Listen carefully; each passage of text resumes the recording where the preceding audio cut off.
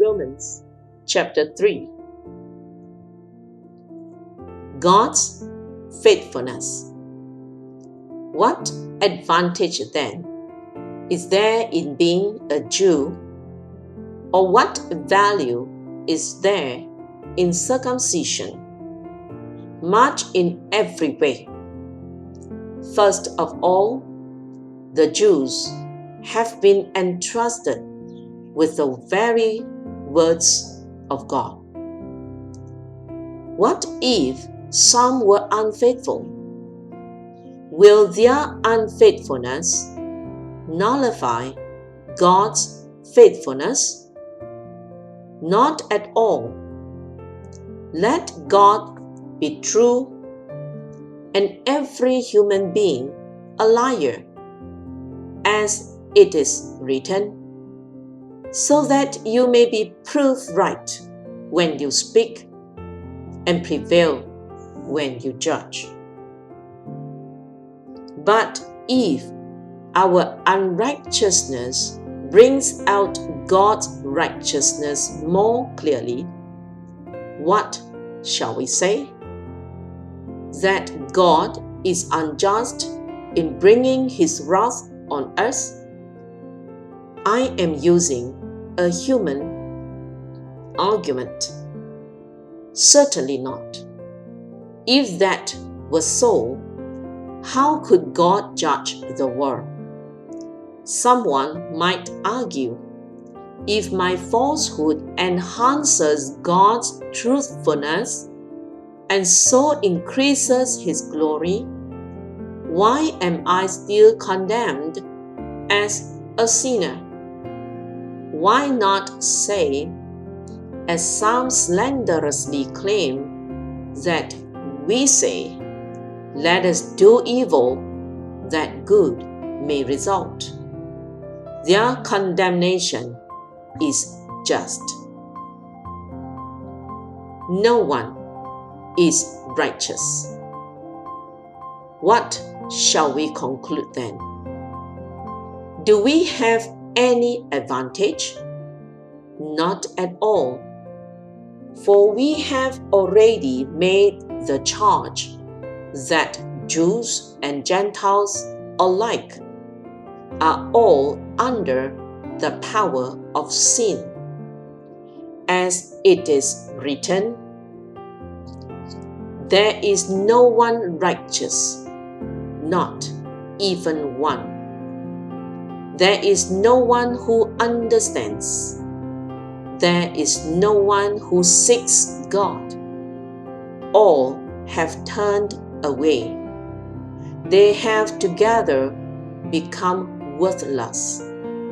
There is no one who does good, not even one. Their throats are open graves. Their tongues practice deceit. The poison of vipers is on their lips. Their mouths are full of cursing and bitterness. Their feet are swift to shed blood. Ruin and misery mark their ways, and the way of peace they do not know. There is no fear of God before their eyes. Now, we know that whatever the law says, it says to those who are under the law, so that every mouth may be silenced and the whole world held accountable to God. Therefore, no one will be declared righteous in God's sight by the works of the law. Rather, through the law, we become conscious of our sin. Righteousness through faith. But now, apart from the law, the righteousness of God has been made known, to which the law and the prophets testify. This righteousness is given through faith in Jesus Christ to all who believe. There is no difference between Jew and Gentile, for all have sinned and fall short of the glory of God, and all are justified freely by His grace through the redemption that came by Christ Jesus.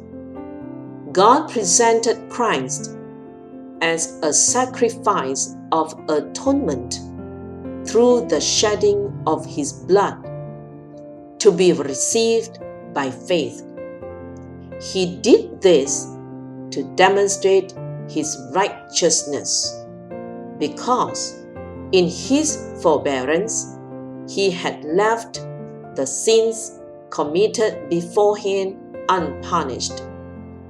He did it to demonstrate His righteousness at the present time, so as to be just and the one who justifies those who have faith in Jesus. Where then is boasting? It is excluded. Because of what law? The law that requires works? No, because of the law that requires faith. For we maintain that a person is justified by faith apart from the works of the law. Or is God the God of Jews only? Is He not the God of Gentiles too?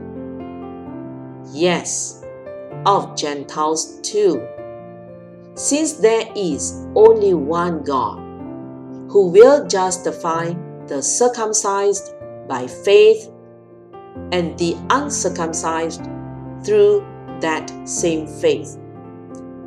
Do we then nullify the law by this faith? Not at all. Rather, we uphold the law.